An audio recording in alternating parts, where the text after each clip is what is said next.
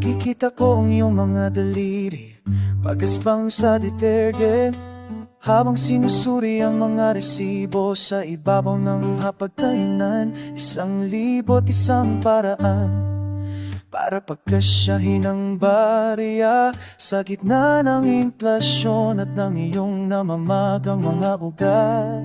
Sinasabi mong busog ka na kahit ang totoo ay kulang. Ang distribusyon na ulam may palaging pabor.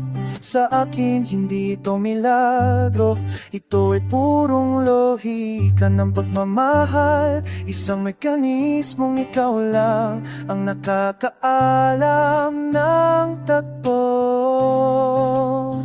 Ikaw ang pundasyon ng haligi at ang buong bubong ang nag-iisang makina sa loob ng ating tahanan. Salamat sa pagpasan ng bigat na dapat ay dalawa sa pagiging ama sa bawat pagkakataong kailangan. Salamat. Hindi sapat ang salitang mahal kita para sa bawat gabing pinili mong huwag sumuko. Naalala ko ang mga piling-miting na ikaw lang ang naroon. Pinupuna ng bakanteng upuan ng iyong determinasyon.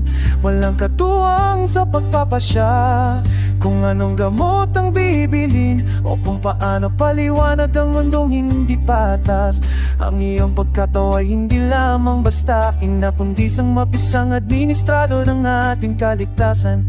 Tinitiis ang tingin ng lipunang mahilig magmaliit dahil mas mahalaga ang ating paralan kaysa sa kanilang opinyon. Ikaw ang pundasyon ng halik at ang buong bubong ang nag-iisang makina sa loob ng ating tahanan. Salamat sa pagpasan ng bigat na dapat ay dalawa sa pagiging ama sa bawat pagkakataong kailangan.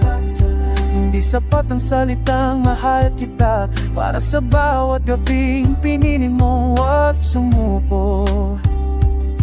At ngayon habang pinagmamasdan ko ang iyong pagtulog, napapansin ko ang pilak sa iyong buhok para mga medalya.